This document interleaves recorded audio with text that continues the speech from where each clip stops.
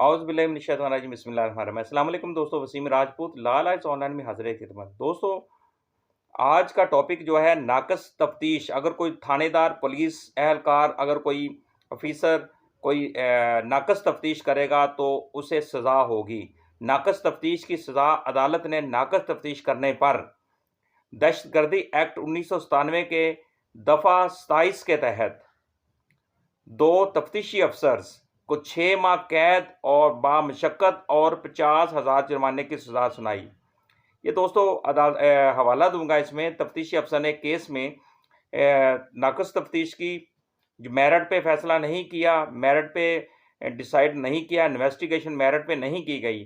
साबित होने पर ऑनरेबल कोर्ट ने उसको तफ्तीशी अफ़सरान 2 तफ्तीशी अफ़सरान थे, उनको 6 माह सज़ा दी, बामशक्कत और 50,000 जुर्माना भी अदा करने का हुक्म दिया। 2021 पीसीआर LJ 285 इसका पेज है। अपनी मुझे दुआ में याद रखिएगा। अल्लाह हाफ़िज़।